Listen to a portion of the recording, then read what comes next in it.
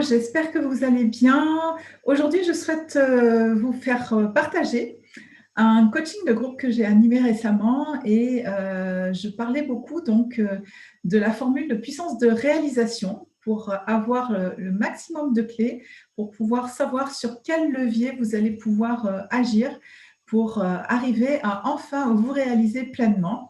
Vous avez également sous la vidéo le lien pour prendre un rendez-vous pour un diagnostic que je vous offre avec plaisir pour voir où vous en êtes, ce que vous désirez dans votre vie et comment je vais pouvoir vous donner des clés pour pouvoir avancer sur votre chemin et réaliser pleinement vos objectifs de vie.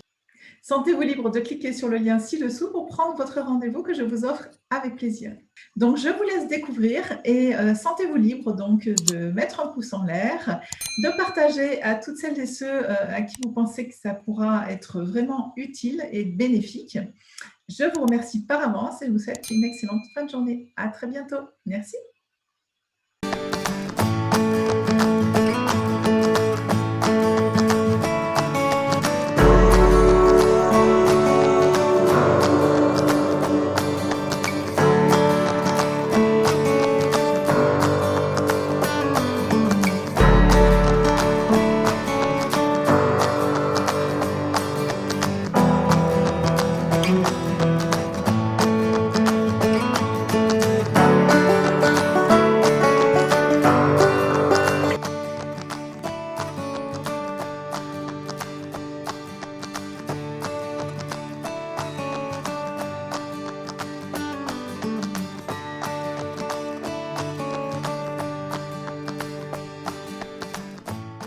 Hello, hello. Bonjour.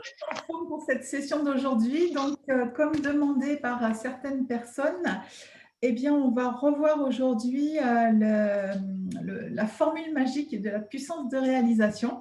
On va le revoir dans le détail pour pouvoir vous aider à l'intégrer et surtout à l'incarner au fur et à mesure le plus possible. Voilà, bon, vous êtes en forme? Alors, pour rappel, la formule de la puissance de réalisation que j'ai créée, je ne dis pas que c'est la seule, unique ou pas, mais en tout cas, c'est celle que j'ai créée parce qu'elle fait complètement sens, vous allez le voir, et elle est vraiment pertinente et toutes les personnes qui l'ont d'ores et déjà appliquée en ont trouvé d'énormes bénéfices pour retrouver justement la joie de créer, la joie d'être et voilà, et œuvrer dans la joie et la légèreté, non pas dans la contrainte et dans les il faut. Voilà, pour quitter les il faut et les je dois et rentrer dans les waouh, j'adore faire ça et je fais ça parce que ça me plaît, parce que j'en ai envie. Envie, en deux mots. Une envie qui met envie. Alors, rappel, PR, voici la formule, PR égale R, que multiplie L, que multiplie P, que multiplie AS, que multiplie SA. AS pour amour de soi, très important parce que souvent c'est un facteur qui est oublié et c'est là où ça peut ne pas être fluide. Et SA, service aux autres. Qu'est-ce que l'on apporte? Qu'est-ce que l'on a envie d'apporter? Alors, on va aller voir tout ça en détail.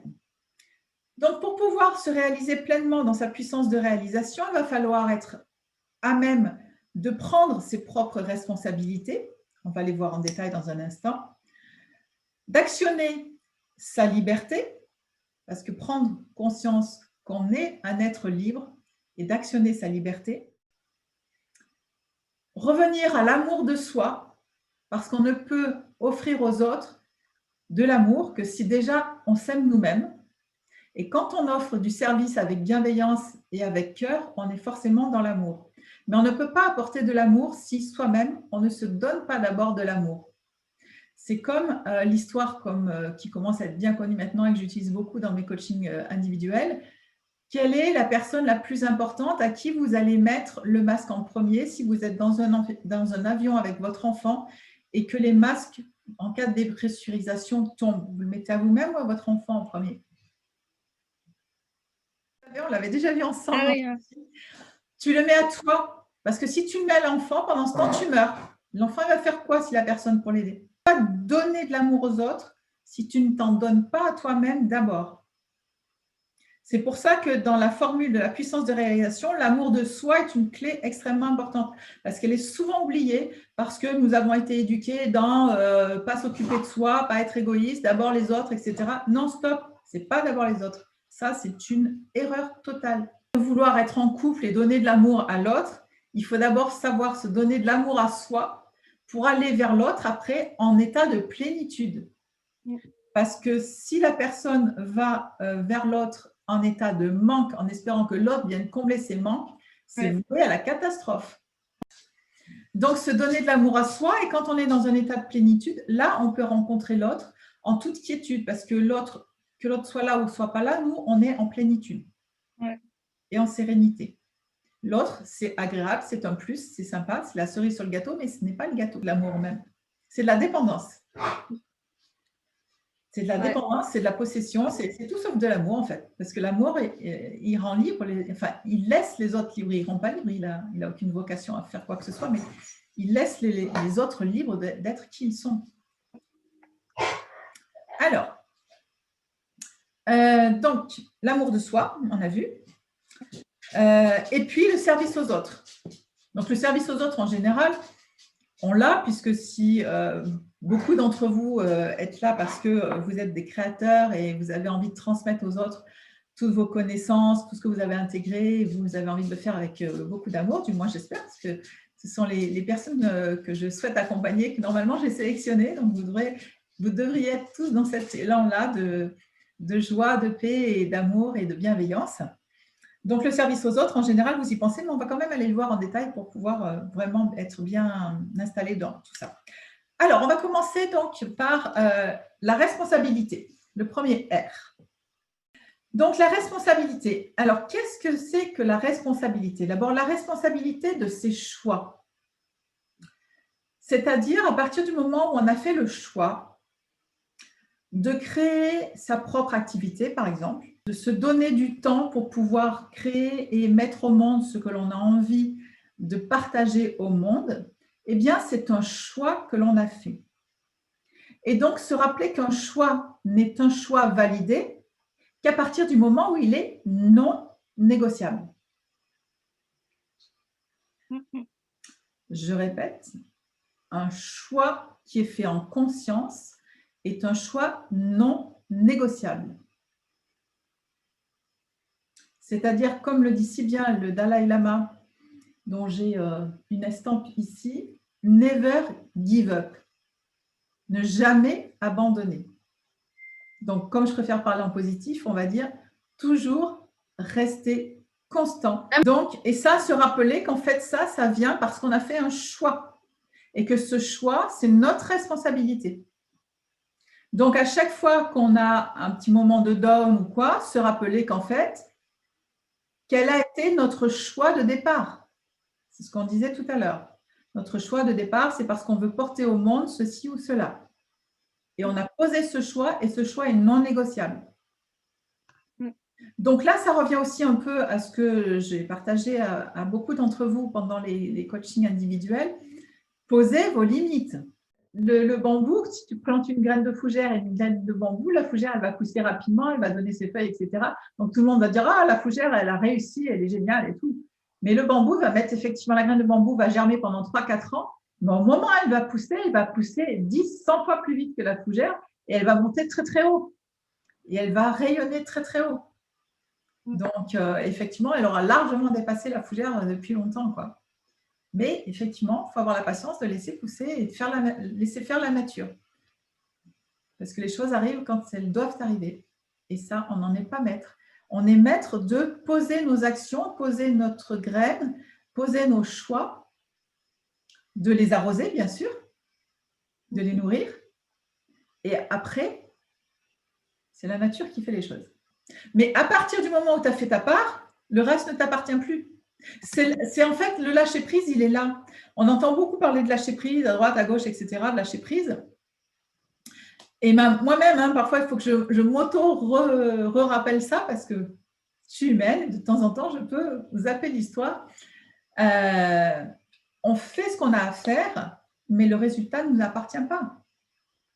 On ne sait pas combien de temps la graine va mettre pour pousser, pour donner l'arbre, la plante, la feuille, la fleur, le fruit.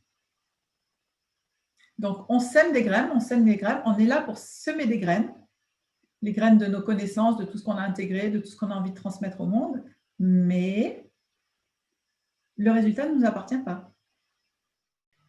Donc, ses choix, ses actes et aussi son énergie.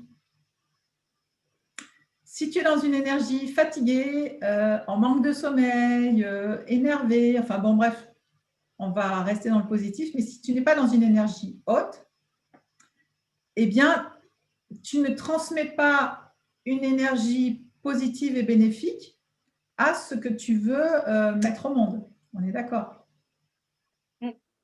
Et de même, si tu es dans une belle énergie, mais que ta façon de faire les choses n'est pas faite dans une belle énergie,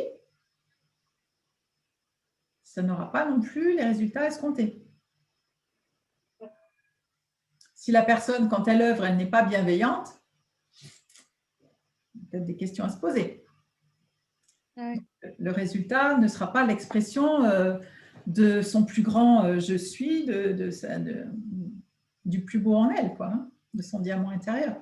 Sa propre énergie, dans quel état sommes-nous, et l'énergie dans laquelle on transmet ce que l'on a à transmettre, ce que l'on souhaite transmettre. OK? Et puis également, responsabilité de son intention. Dans quelle intention fait-on les choses? Est-ce que c'est dans l'intention de transmettre de l'amour, de la paix, de la joie, du bien-être? Ou est-ce que c'est dans une intention purement cupide? Ça peut être dans l'intention d'avoir de l'argent, mais empreinte d'amour, de joie, de paix, d'harmonie pour tout le monde. OK.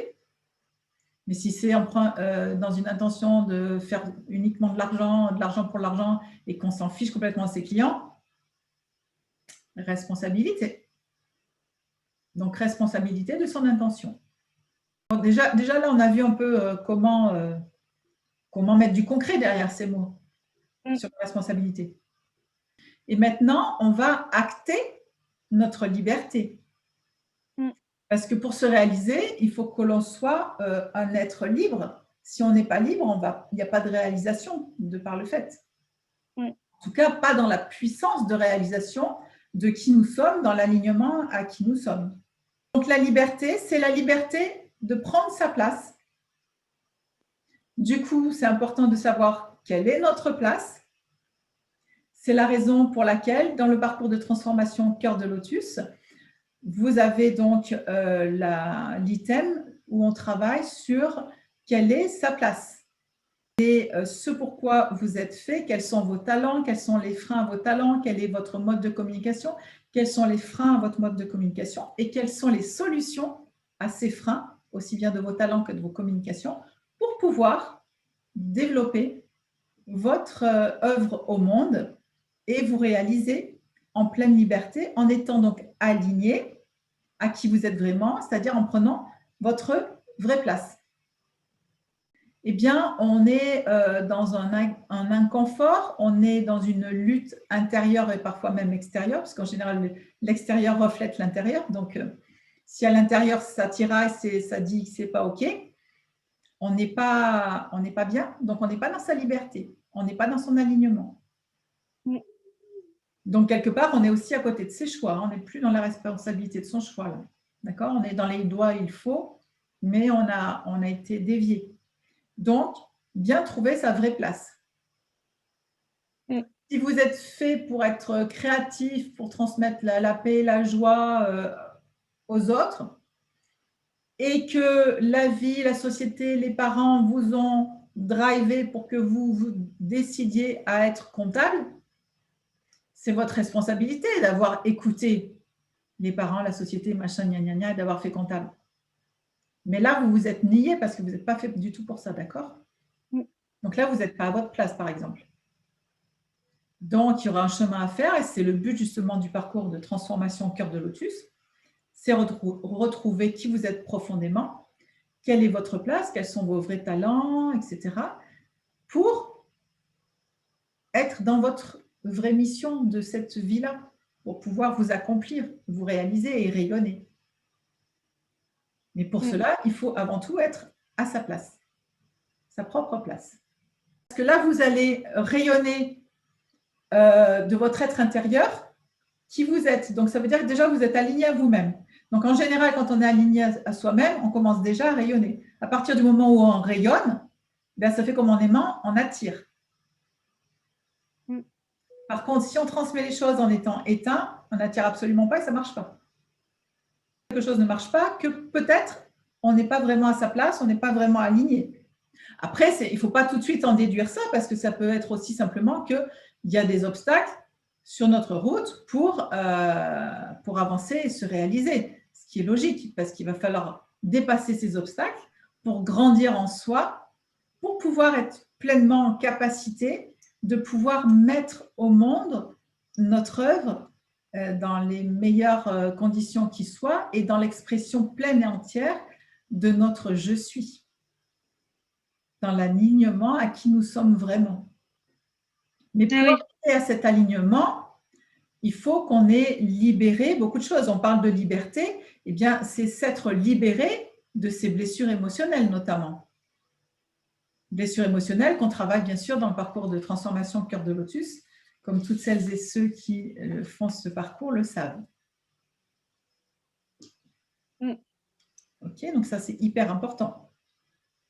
Après, je veux dire, le fait de reconnaître chez les autres leurs blessures émotionnelles, d'abord, ce n'est pas du garantie sur facture, et surtout, il faut rester humble par rapport à ça, parce que soi-même, on n'a pas forcément tout libéré non plus. Hein.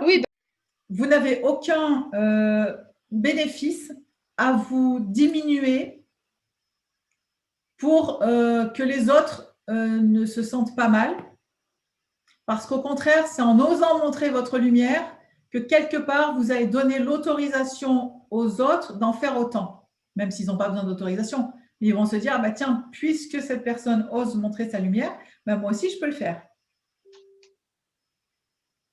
Alors que si vous vous empêchez de rayonner qui vous êtes, bien les autres vont se dire, bah ouais, non, mais on ne peut pas, quoi. Ça ne se fait pas, on ne peut pas, on n'a pas le droit de rayonner qui on est. On fait le meilleur de soi en osant montrer son diamant intérieur.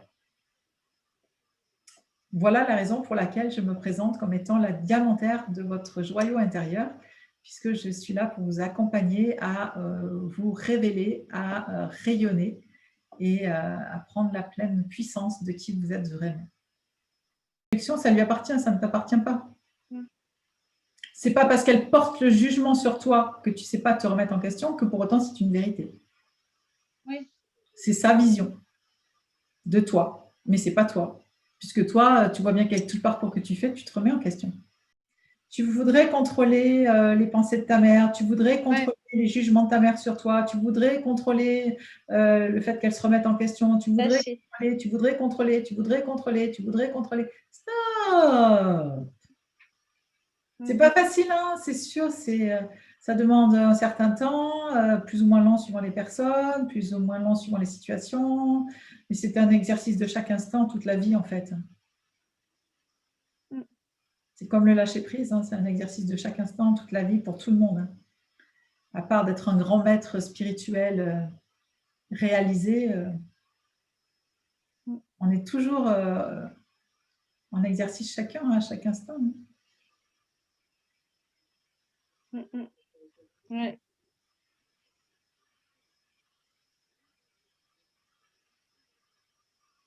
Donc voilà pour la liberté. Donc la liberté de se libérer de ses blessures émotionnelles. Liberté de prendre sa place en étant vraiment aligné à qui nous sommes.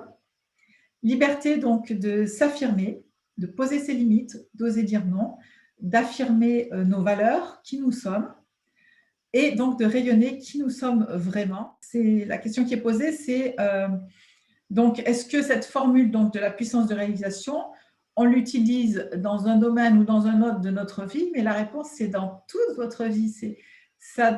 L'idée, c'est que ça soit en fait l'outil qui vous permette de vous réaliser pleinement à chaque instant de votre vie, à chaque inspire, à chaque respire.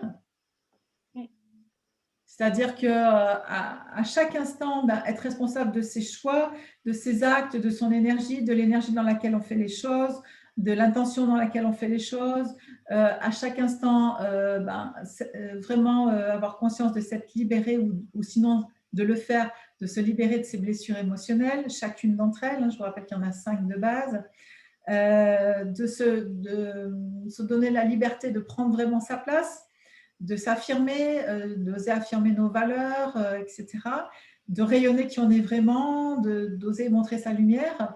À chaque instant, donc, être dans sa puissance. Donc, on reverra en détail la puissance, mais voilà, d'exprimer sa puissance.